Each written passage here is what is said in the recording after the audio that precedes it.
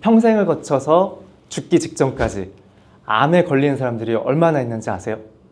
최근 통계로는 거의 50% 이상의 사람들이 살아생전에 한 번의 암을 겪는데요. 그래서 최근에는 전 세계적으로 통계를 많이 내고 있어요. 암에 대한 통계를 많이 내는데 최근 우리나라가 이런 암 통계에서 1등한 게 있었어요. 뭐 자랑스러운 건 아니지만 우리나라 20대에서 40대의 젊은 층의 대장암 발병률이 1등을 했다는 소식입니다. 꽤 충격적인 소식이죠.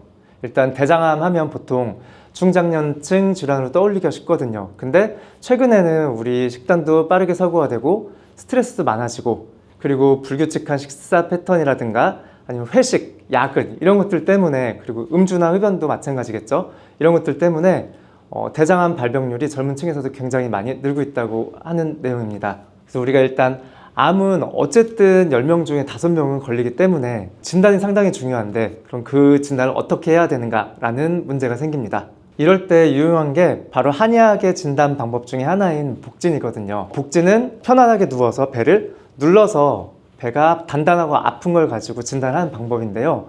스스로도 시도를 해볼 수 있어요. 오늘 이 영상에서는 우리 이런 장 건강에 대한 이야기도 할 거고 게다가 이런 복진을 가지고 진단을 해서 나의 장 건강 상태가 어떤지를 스스로 셀프 체크할 수 있는 방법도 한번 알려드리려고 합니다. 여러분, 대장의 별명이 뭔지 아세요? 제2의 뇌라고 부르거든요.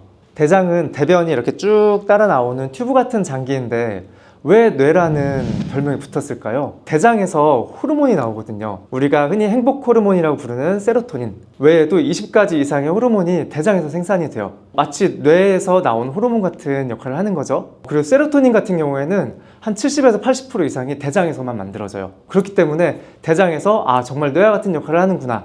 그만큼 대장이 정말 중요한 장기고 우리 이런 호르몬뿐만 아니라 우리 몸 전체의 면역세포의 70% 정도가 또 대장, 소장, 장에 집중이 되어 있어요. 즉 장이 건강하면 면역력도 강해지고 각종 질병에 대항하는 힘도 당연히 커지게 될 거예요. 그리고 호르몬도 다 분비를 하기 때문에 우리 마음에 대한 상태나 불안감 그리고 정신 상태에 대한 부분들도 대장의 건강과 직결될 수밖에 없는 거라고 볼 수 있습니다.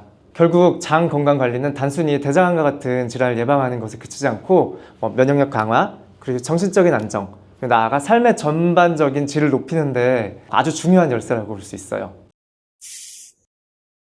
그렇다면 나의 대장이, 나의 장이 어떤 상태인지 아는 방법이 어떤 게 있을까요? 아까 말씀드렸던 그런 복진이라는 진단점 외에 우리가 평소에 편히 직관적으로 볼 수 있는 것들 한번 말씀을 드려볼게요. 일단은 변의 상태를 보는 게 가장 직관적이겠죠. 평소와 다른 변의 패턴이라든가 변비나 설사가 반복되면서 왔다 갔다 한다든가 혹은 나의 평소 변 상태와 아주 현저하게 달라지는 경우에는 신경을 한번 써봐야 될 거예요. 하지만 이런 변화들이 갑자기 나타났다고 해서 사실 그렇게 심각한 진단점이라고 생각하기는 힘들어요. 왜냐하면 전날에 술을 먹었다든가 전날에 무리했다든가 밤을 새면 당연히 다음날 변의 상태가 많이 달라지기 마련이거든요. 저한테 오셔서 저 변이 너무 검게 나오는데 이거 큰일 난 거 아니냐라고 물어보는 환자분이 계셨었어요.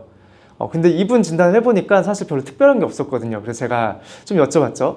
어제 드신 걸 한번 맞춰보겠다. 이 3가지 중에 하나 있을 것 같은데 한번 맞는지 한번 보세요 라고 해서 제가 어제 선짓국 드셨어요? 와인 드셨어요? 아니면 포도 드셨어요? 라고 물어봤더니 이분이 저 선짓국 먹었어요. 그래서 제가 그 검은 변의 범인은 바로 선짓국이다 라고 말씀드렸거든요. 검게 색소가 있는 음식을 먹게 되면 다음날 당연히 검은 변이 나오게 돼요. 그래서 우리가 변의 상태만 보고 사실 이게 어느 정도 심각하다라는 거를 아는 게 사실 쉽지는 않아요. 그런데 되게 명확하게 대장에 문제가 있다 했을 때 나오는 변의 상태가 특징적으로 정해져 있는 변의 상태도 있어요. 예를 들면 선홍색 피가 섞여 나온다. 검붉은색이면서 아주 검고 윤기가 반지르르하게 흐르는 변이 나왔는데 물을 내리지 않고 가만히 내비뒀더니 붉게 피가 우러나면서 피 색깔이 되더라 라는 이렇게 2가지의 혈변에 대한 상태를 예를 들 수 있겠는데요.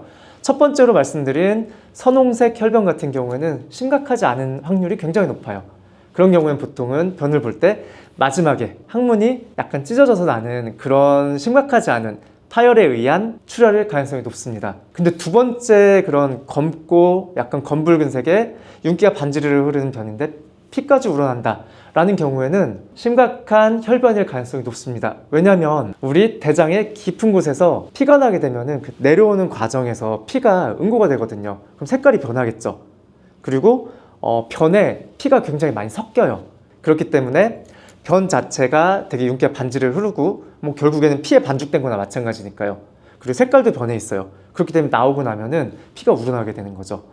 그런 경우에는 장 속 깊은 곳에서 나는 출혈일 수 있기 때문에 바로 병원 가서 검사를 해보셔야 됩니다.